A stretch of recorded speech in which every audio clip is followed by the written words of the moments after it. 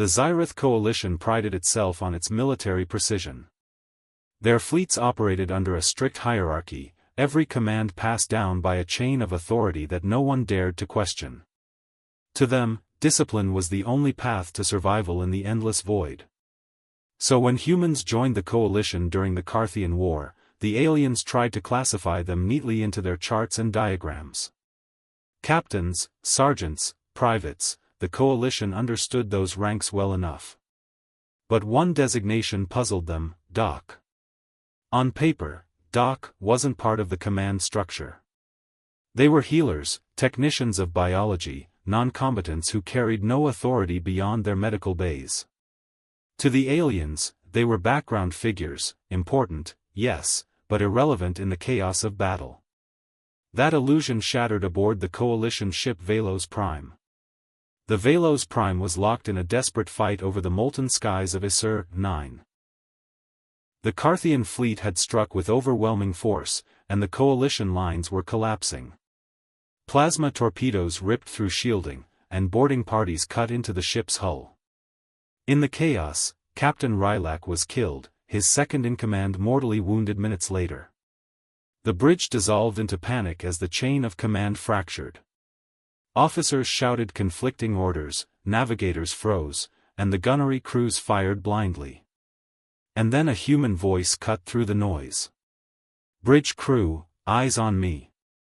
It was Lieutenant Sarah Keene, the ship's chief medical officer, the doc. The aliens hesitated. She wasn't a captain. She wasn't even a combat officer. But there was something in her tone, sharp, commanding, unshakable. It silenced the room faster than any formal rank could. "Communications, patch me into engineering. Gunners, stagger fire with cooling intervals, or you'll burn out the cannons. Navigation, hard roll to port on my mark." The orders came rapid, precise, each one tailored to stabilize the ship. None of it came from a manual. She had no tactical authority, yet the crew obeyed. Something in her eyes demanded it.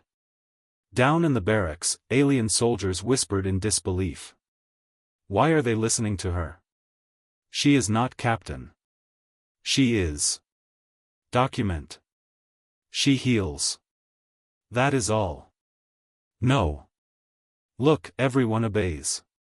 Even the gunners. And indeed, the tide of the battle shifted.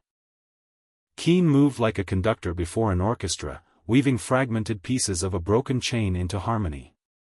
She knew the crew, their strengths, their weaknesses, the way stress carved cracks into their minds. She patched those cracks with orders that sounded less like commands and more like lifelines. When a gunner panicked at the sight of incoming boarding pods, Keene snapped, "Focus fire starboard, now. You can do this." He obeyed. When the navigation officer froze, she barked, "Trust your instincts. Roll her like you practiced." The alien's hands moved before fear could return. The coalition forces expected the Velos Prime to fall. Instead, it cut through the Carthian lines like a predator awakening. Hours later, the battle was won. The Carthian fleet, shocked by the sudden resilience of their prey, retreated into the storms of HFY. The Velos Prime limped back to port, scarred but alive. Coalition officers demanded to know how a medical officer had assumed command. No records permitted it. No law allowed it. Yet the crew testified in unison: without Doc Keene, the ship would have been lost. That night, whispers spread through the fleet. Aliens who had once dismissed humans as undisciplined or unpredictable now spoke of something else entirely. They have hidden leaders. Not by rank. By trust. Even their healers command when all else fails. To the aliens, command was a rigid tree of branches and sub-branches. To humans, it was something wilder, something living. Authority could flow like water, shifting to whoever could shoulder it when the moment demanded. And more often than not, that person was simply called Doc. Sarah Keene never asked for recognition. She returned to her medbay, suturing wounds and setting bones as if she hadn't just commanded a starship through the deadliest battle of the war. But the crew knew. From then on, when the alarms blared and orders faltered, eyes turned not only to captains and generals, but to the human in the white coat, the one whose voice never wavered. And across the galaxy, the coalition learned a new truth. Humans could follow ranks like anyone else.